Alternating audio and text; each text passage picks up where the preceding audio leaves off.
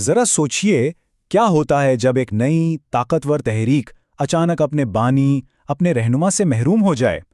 یہ کوئی فرضی کہانی نہیں ہے، یہ وہ حقیقت ہے جو 632 عیسوی میں عرب میں پیش آئی تھی۔ آئیے دیکھتے ہیں کہ اس شدید بحران سے کیسے نمٹا گیا۔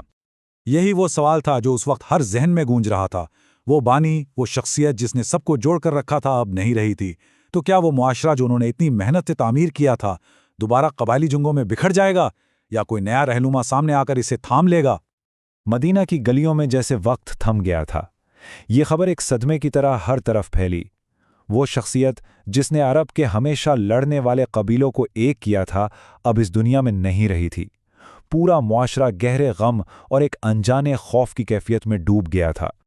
بہت سے لوگوں کا پہلا رد عمل انکار، یہاں تک کہ عمر بن خطاب جیسے مضبوط ترین صحابی بھی اس حقیقت کو قبول نہیں کر پا رہے تھے۔ انہوں نے اپنی تلوار نکال لی، اس یقین کے ساتھ کہ یہ صرف ایک عارضی جدائی ہے، ان کے ایمان کا ایک امتحان ہے۔ اسی افراتفری کے عالم میں ابو بکر سامنے آئے۔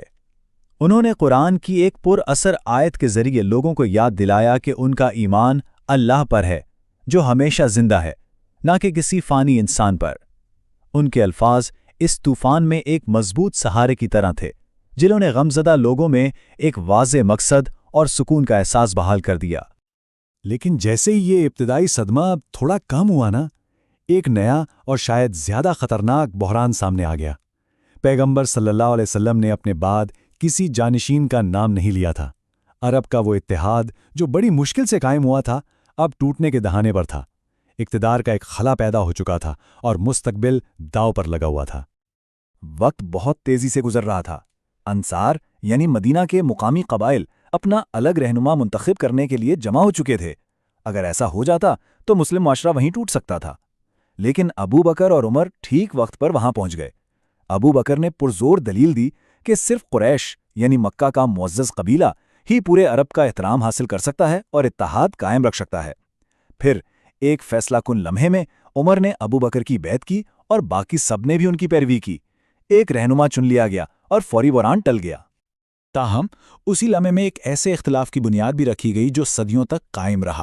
علی، جو پیغمبر صلی اللہ علیہ وسلم کے چچا زاد بھائی اور داماد تھے، اس اجلاس میں موجود نہیں تھے۔ اگرچہ بعد میں انہوں نے ابو بکر کی بیعت کر لی، لیکن ان کے حامیوں کا ماننا تھا کہ وہی اصل جانشین تھے۔ یہیں سے سنی شیعہ تقسیم کی ابتدا ہوئی، ایک ایسی تقسیم جو آج بھی مسلم دنیا پر اثر انداز ہے اور یہ فیصد آج کی آبادی کی عکاسی کرتے ہیں۔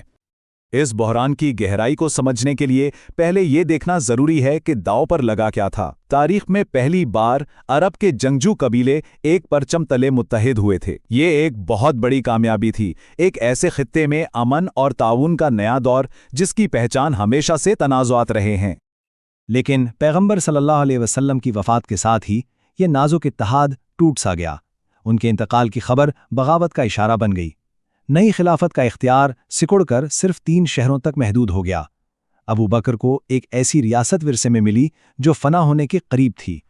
اب یہ بغاوت بھی 2 طرح کی تھی۔ کچھ قبیلوں نے کہا کہ ان کی وفاداری صرف پیغمبر صلی اللہ علیہ وآلہ وسلم کی ذات سے تھی اور انہوں نے نئی ریاست کو لازمی ٹیکس یعنی زکوٰۃ دینے سے انکار کر دیا۔ لیکن اس سے بھی بڑا خطرہ ان لوگوں سے تھا جنہوں نے خود نبوت کا دعویٰ کر دیا، جیسے مسلمہ، جو اس پرانی ریاست کے کھنڈراتوں پر اپنی سلطنت بنانا چاہتا تھا۔ ابو بکر کا جواب فوری اور 2 ٹوک۔ وہ ریاست کی بنیادوں کو ختم نہیں ہونے دے سکتے تھے۔ جیسا کہ ان کا مشہور قول ہے، اگر وہ ایک رسی کا ٹکڑا بھی دینے سے انکار کریں جو واجب الادا ہے تو وہ اس پر بھی جنگ کریں گے۔ اسلام کے اصولوں پر کوئی سمجھوتا نہیں ہو سکتا تھا۔ تمام باغیوں میں سے مسیلمہ، جسے کذاب یعنی سب سے بڑا جھوٹا کہا جاتا تھا، سب سے بڑا خطرہ بن کر ابھرا۔ اس نے مشرقی عرب میں ایک بہت بڑی فوج جمع کر لی تھی جو خلافت کے وجود کے لیے ایک براہ راست فوجی چیلنج تھا۔ اس وجودی خطرے سے نمٹنے کے لیے ابو بکر نے اپنے سب سے قابل جنرل خالد بن ولید کو 13,000 بہترین سپاہیوں کی فوج کے ساتھ روانہ کیا۔ لیکن ان کا سامنا تھا 40,000 کی فوج سے، یعنی تقریباً 3 کے مقابلے میں 1۔ عرب کے مستقبل کا فیصلہ اب ایک ہی فیصلہ کن جنگ میں ہونا تھا۔ یمامہ کی جنگ ایک بہت ہی خون ریز معرکہ تھا۔